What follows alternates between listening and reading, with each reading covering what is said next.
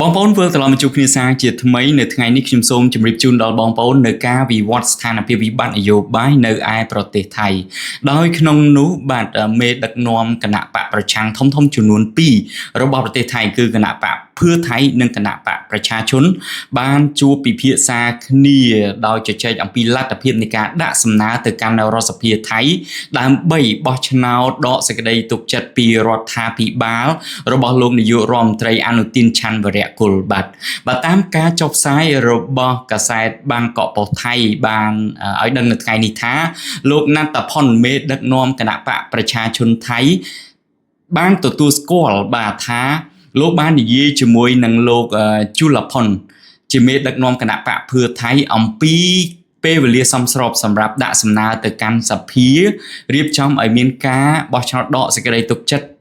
លើរដ្ឋាភិបាលរបស់លោកអនុទានលោកណាត់តាផុនបាននិយាយទៀតថាគណៈបកប្រជាជននឹងមិនការពាររដ្ឋាភិបាលទេប្រសិនបើមានការដាក់សំណើទៅកាន់សភាអំពីការបោះឆ្នោតដកសេចក្តីទុកចិត្តរដ្ឋាភិបាលនេះបាទលោកណាត់តាផុនបានធ្វើការលើកឡើងទៀតថាលោកបាននិយាយជាមួយមេដឹកនាំគណៈបកភឿថៃនេះគឺក្នុងលក្ខណៈមួយគេហៅថាផ្លាស់ប្ដូរទស្សនៈគ្នាទៅវិញទៅមកដើម្បីផលប្រយោជន៍របស់ប្រទេសជាតិរបស់ពួកគេទេហើយលោកក៏បានបញ្ជាក់ផងដែរថាជំនួបរបស់លោកជាមួយនឹងមេដឹកនាំគណៈបកភឿថៃគឺលោកជូឡាផុននេះគឺពុំបានពិភាក្សាអំពីលទ្ធភាពនៃការបង្កើតរដ្ឋាភិបាលចម្រុះនៅពេលអនាគតឬក៏ពិភាក្សាអំពីការបែងចែកប្រអប់អីនោះទេបាទក្រៅតែអំពីការពិភាក្សាទៅលើបាទលទ្ធភាពនៅក្នុងការដាក់សំណើទៅកាន់សភាថៃឲ្យមានការបោះឆ្នោតដកសេចក្តីទុកចិត្តរដ្ឋាភិបាលរបស់លោកអនុទានបាទស្របពេលជាមួយគ្នានេះផងដែរបាទលោកអនុទានឯនោះវិញមិនបាននៅស្ងប់ស្ងៀមទេលោកក៏មានក្បាច់នយោបាយមួយផងដែរដោយនៅថ្ងៃនេះលោកក៏បានបញ្ជាក់ទៅកាន់បណ្ដាគណៈបក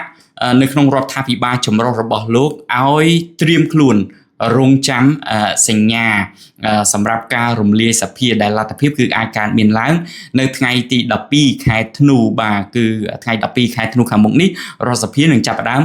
សម័យប្រជុំអញ្ចឹងនេះគេហៅថាក្លេនយោបាយទល់នឹងក្លេនយោបាយបាទមកក្បាច់ម្នាក់ភឿថៃហើយនឹងគណៈបកប្រជាជនគឺអាចនិយាយបានថាឥឡូវលេចចេញជារូបរាងហើយអំពីផែនការក្នុងការបោះឆ្នោតដកសេចក្តីទុកចិត្តឈានទៅកាន់ការរំលាយរដ្ឋាភិបាលរបស់លោកអនុទានអញ្ចឹងលោកអនុទានឯនេះវិញក៏មានមកក្បាច់ដែរគឺអាចនឹងមានលទ្ធភាពនៅក្នុងការរំលាយសភាពីព្រោះថាហេតុអ្វីលោកអនុទានត្រូវការក្បាច់រំលាយសភាឲ្យបានមុននឹងសភារំលាយរដ្ឋាភិបាលរបស់លោកបាទពីព្រោះថានៅពេលដែលលោកសម្រេចចិត្តថាអនុវត្តផែនការរំលាយសភាគឺលោកអនុទានបាទនឹងថ្វាយសំណើទៅកាន់ព្រះមហាក្សត្រថៃពីព្រោះថាការរំលាយសភានេះគឺជាអំណាចរបស់ព្រះមហាក្សត្រថៃបាទនៅក្នុងការចេញនៅព្រះរាជក្រឹត្យកំណត់អំពីការរំលាយសភាតាមការថ្វាយសំណើពីនាយករដ្ឋមន្ត្រីថៃអញ្ចឹងនៅពេលដែលព្រះមហាក្សត្រសម្រាប់រំលាយសភាតាមសំណើរបស់នាយករដ្ឋមន្ត្រីអញ្ចឹងកម្មវិធីនានារបស់សភាបាទគឺត្រូវបញ្ចប់ទាំងអស់មានន័យថាសភាសមាជិកសភាទាំងអស់បញ្ចប់ការងាររបស់ខ្លួនហើយបាទហើយជាមួយគ្នានេះផងដែរបាទនៅពេលដែលមានការរំលាយសភាកើតមានឡើងរដ្ឋាភិបាលរបស់លោកអនុទានក្លាយទៅជារដ្ឋាភិបាលចាំផ្ទះបាទ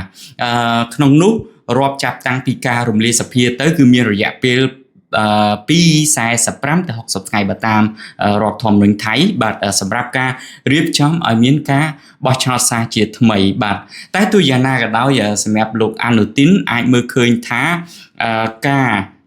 ផ្ដល់សញ្ញាអំពីការរំលាយសភានេះគឺជាជំរើសចុងក្រោយរបស់លោកដែរពីព្រោះថាពិតប្រាកដណាស់ឥឡូវនេះរដ្ឋាភិបាលរបស់លោកគឺជារ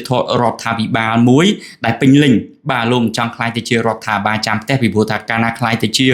ដ្ឋាភិបាលចាំផ្ទះសិទ្ធិអំណាចគឺត្រូវបានរួមទាំងអស់ហើយរយៈពេលក៏មានការកំណត់ដែរបាទអញ្ចឹងមិនថាវិបត្តិនយោបាយនៅឯប្រទេសថៃគឺមានភាពកลั่នចាក់ពីមន្តនការទៅមន្តនការជាប់ជានិច្ចតែម្ដងហើយយើងត្រឡប់ទៅក្រោយបន្តិចបាទលោកអនុទានគណៈបកភូមិใจថៃរបស់លោកនេះបានបង្កើតរដ្ឋាភិបាលដោយមានការចូលរួមពីបណ្ដាគណៈបកមួយចំនួនទៀតបង្កើតបានជារដ្ឋាភិបាលចម្ ចម្រុះក្រោមការបោះឆ្នោតគ្រប់គ្រងនៅក្នុងសភានៅពេលនោះដោយគណៈបកប្រជាជនដែរបាទពីព្រោះថាគណៈបកប្រជាជនគឺជាគណៈបកដែលមានសម្លេងឆ្នោតមានន័យថាមានកៅអីនៅសភាច្រើនជាងគេនៅពេលនោះបាទគឺមានរហូតដល់143បាទអញ្ចឹងគណៈបករបស់លោកអនុទានរួមជាមួយនឹងបណ្ដាគណៈបកផ្សេងទៀតនៅពេលនោះគឺអត់គ្រប់សម្លេងសម្រាប់ការគ្រប់គ្រងឲ្យបង្កើតរដ្ឋាភិបាលទេអញ្ចឹងទើបគណៈបកភូមិใจថៃនេះមានលោកអនុទានជាមួយនឹងគណៈបកប្រជាជនបាទមានលោកណាត់ថាផុងនេះបានបង្កើតនូវកិច្ចព្រមព្រៀងជាមួយគ្នាដើម្បីដោះស្រាយនៅភាពជាប់គាំងនយោបាយការពីពេលនោះបាទដើម្បីបើកផ្លូវឲ្យលោកអនុទានក្លាយជានាយករដ្ឋមន្ត្រីរួមជាមួយរដ្ឋាភិបាលចម្រុះក៏ប៉ុន្តែគណៈបកប្រជាជនបោះឆ្នោតគ្រប់គ្រងតែបន្តធ្វើជាគណៈបកប្រឆាំងដោយមានលក្ខខណ្ឌមួយចំនួនដោយក្នុងនោះបាទបើតាមកិច្ចព្រមព្រៀងបាទរវាងគណៈបកទាំងពីរហ្នឹងគឺថាទី1បាទគណៈបកភូមិใจថៃរួមជាមួយនឹងរដ្ឋាភិបាលចម្រុះដែលមានគណៈបកផ្សេងទៀតចូលរួមហ្នឹងអញ្ចឹងរដ្ឋាភិបាលរបស់លោកអនុទានត្រូវតែបាទរៀបចំឲ្យមានការតាក់តែងរដ្ឋធម្មនុញ្ញថ្មីការតាក់តែងរដ្ឋធម្មនុញ្ញឲ្យប្រព្រឹត្តទៅបានគឺនៅក្នុងកិច្ចព្រមព្រៀងនោះគឺផ្ដោតទៅលើរដ្ឋាភិបាលរបស់លោកអនុទានបាទ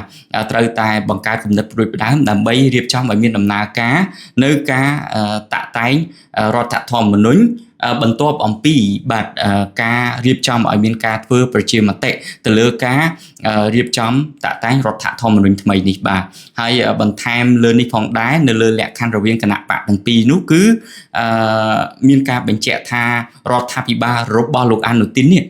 ត្រូវតែរំលាយបាទសភាបាទនៅក្នុងរយៈពេល4ខែបន្ទាប់អំពីការចូលកាន់តំណែងរបស់រដ្ឋាភិបាលរបស់លោកបាទរដ្ឋាភិបាលរបស់លោកអនុទានបាទបានចាប់ផ្ដើមដំណើរការកាលពីថ្ងៃទី7ខែកញ្ញាឆ្នាំ2025បាទហើយចំណុច2ចំណុចទៀតនៅក្នុងកិច្ចព្រមព្រៀងរវាងគណៈបកទាំងពីរហ្នឹងគឺគណៈបកភូមិใจថៃដឹកនាំរដ្ឋាភិបាលចម្រុះក៏ប៉ុន្តែនៅក្នុងនាមរដ្ឋាភិបាលដែលមានសម្លេងភាគតិចនៅក្នុងសភាបាទរីឯចំណែកគណៈបកប្រជាជនគឺគេបន្តធ្វើជាគណៈបកប្រឆាំងជាបន្តទៀតអញ្ចឹងហើយប្រសិនបើមានការបោះឆ្នោតពិតប្រាកដណាស់ភឿថៃមិនអាចទៅគ្រប់គ្រងរដ្ឋាភិបាលចម្រុះរបស់លោកអនុទានទេបាទអញ្ចឹងមានតែពឹងទៅលើគណៈបកប្រជាជនឥឡូវនេះប្រជាជនបានងាកពីលោកអនុទានបាទប្រហែលជាពិនិត្យទៅលើការអនុវត្តលក្ខខណ្ឌកន្លងមកក្នុងកិច្ចព្រមព្រៀងហ្នឹងគ្មានក្តីសង្ឃឹមទៅលើលោកអនុទានទើបគណៈបកបាទប្រជាជននេះបានសម្រេចចិត្តងាកមករកគណៈបកភឿថៃដើម្បីពិភាក្សាទៅលើលទ្ធភាពនៃការរៀបចំឲ្យមានការបោះឆ្នោតដល់សេចក្តីទុកចិត្តចំពោះរដ្ឋាភិបាលរបស់លោកអនុទានបាទសូមអរគុណបងប្អូនបាទ